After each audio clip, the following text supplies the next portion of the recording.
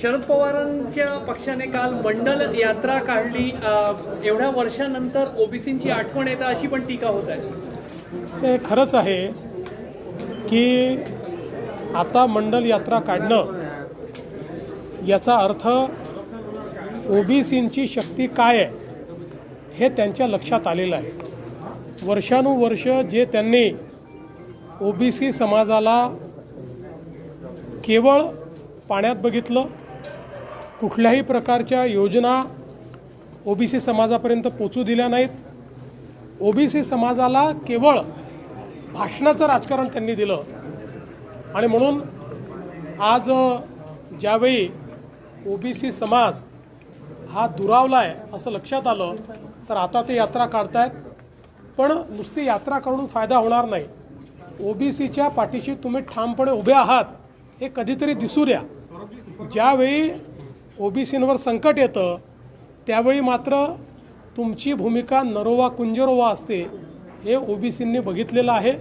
पण ठीक आहे, आता आठवण आली असेल तर ती कृतीत दिसेल अशी अपेक्षा करूया. काल जे त्यांनी गौप्यस्फोट करण्याचा प्रयत्न केला, आज संजय राऊत पण त्याच पद्धतीने बोलले उद्या लॉंग मार्च आहे विरोधकांचा. सलीम जावेदच्या स्टोरी चाललेल्या आहेत, अचानक या गोष्टी आठवण येत आहेत. माझा सवाल आहे, तुम्ही सगळे रिस्पॉन्सिबल अशा प्रकारचे नागरिक आहात. अशा प्रकारे जर तुमच्याकडे कोणी आलं, पोलीस कंप्लेंट का नाही केली? तुम्ही निवडणूक आयोगाला कंप्लेंट का नाही केली? तुम्ही व्हेरिफिकेशन का नाही केलं? की तुम्ही त्यांचा यूज करून बघितला, प्रयत्न करून बघितला का? आता सांगताय. त्यामुळे मला असं वाटतं सलीम जावेदच्या स्टोरीज बंद केल्या पाहिजे. माझ्याकडे पत्ता नाही, नाव नाही असंही म्हणाले. पवार साहेब म्हणाले की मीच भेट घालून दिली ती राहुल गांधींची त्यांनी. मला असं वाटतं की आता तर हे अजून गंभीर होतं आहे की हे सगळे मिळून अशा प्रकारची कॉन्स्पिरसी करतात आणि एकमेकाला भेटवून देत आहेत. म्हणजे लोकशाही कुठे चाललेली आहे? मला तर आश्चर्य वाटतं. माझी अपेक्षा होती की सगळे देशातले मोठे नेते आहेत, कोणी जर फ्रॉड करण्याचा तुम्हाला त्या ठिकाणी शब्द देत असेल, तुम्ही पोलिसला कळवलं पाहिजे, इलेक्शन कमिशनला कळवलं पाहिजे. पण त्याच्या पलीकडे बस जाऊन मी सांगतो, शेवटी या सगळ्या गोष्टी का थोतांड आहेत?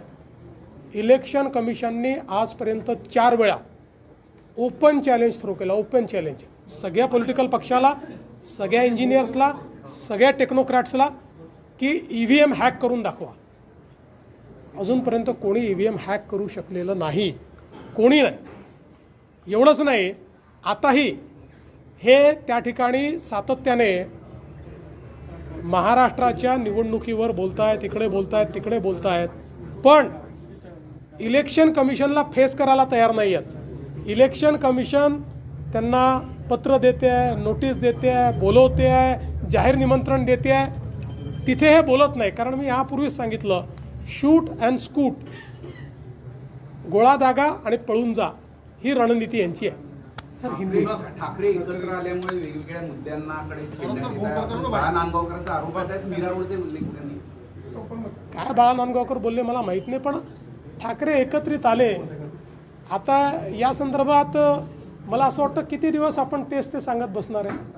ते एकत्र आले, ते एकत्र राहावेत, एकत्र नांदावेत, एकत्र लढावेत. काय करायचं ते करावं. शरद पवार साहब ने जिस तरीके से कल एक गौप्यस्फोट करने की कोशिश की, उन्होंने कहा कि मैंने उन लोगों को राहुल गांधी से मिलवा दिया था. देखिए, मुझे इस बात का बहुत आश्चर्य लगता है कि इस प्रकार के सारे बड़े नेताओं के पास इस प्रकार से लोग भारत के चुनाव को प्रभावित करने का आइडिया लेकर जाते हैं और ये केवल एक दूसरे को मिलवाते हैं. ये न पुलिस में कंप्लेंट करते हैं, न इलेक्शन कमीशन को कंप्लेंट करते हैं, न उसके ऊपर कोई कार्रवाई करते हैं. तो इसका सीधा मतलब ये होता है कि क्या आपने उनका इस्तेमाल करके देखा?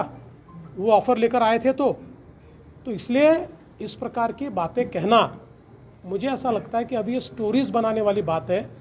चुनाव आयोग ने कई बार आप EVM को हैक करके दिखाइए, ऐसा ओपन चैलेंज थ्रो किया था. 8-8 दिन तक कोई भी आए और EVM को हैक करके दिखाए, कोई कर नहीं पाया.